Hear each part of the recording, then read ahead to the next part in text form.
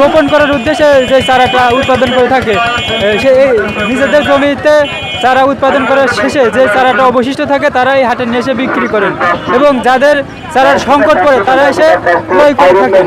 আবার অনেকে এই চারা বেচা কেনাটাকে পেশা হিসেবেও বেছে নিয়েছে। আমরা কিছু চারা ক্রেতা এবং বিক্রেতা ভাইয়ের সঙ্গে কথা বলে দেখবো যে বর্তমানে চারার বাজার মূল্য কীরকম।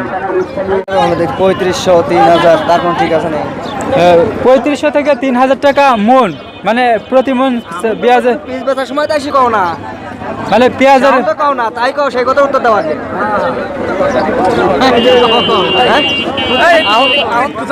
যে আপনি কাছে পেঁয়াজের দানা কিনতে এসেছেন নাকি বিক্রি করতে আসেন?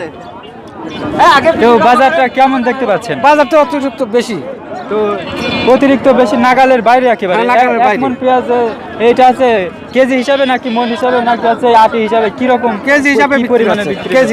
কেজির দরে। তো 1 কেজি পেঁয়াজের দানার দাম কত? 100 টাকা। 1 কেজির দাম 100 টাকা। আর পেঁয়াজের মূল্য? পেঁয়াজের মূল্য 1100 টাকা মন। 1100 টাকা মন হচ্ছে পেঁয়াজ। আর সেক্ষেত্রে দেখা যাচ্ছে এক কেজি পেঁয়াজের দানার দাম 100 টাকা। 100 টাকা 100 টাকা ওবি কত কেজি? আজকে কতটি কেনার ইচ্ছা আছে? আমি 50 কেজি হলে আমার হয়ে যাবে।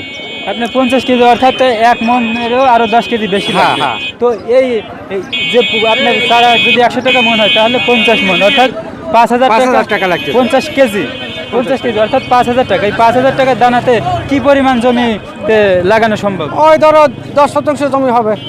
10% জমিতে পেঁয়াজের চারাটা রোপণ করতে শুধুমাত্র দানার দামই পড়তেছে 5000 টাকা। এছাড়া আরো অন্যান্য আনুষঙ্গিক সার খরচ ওষুধ আছে, অনেক কিছু আছে না।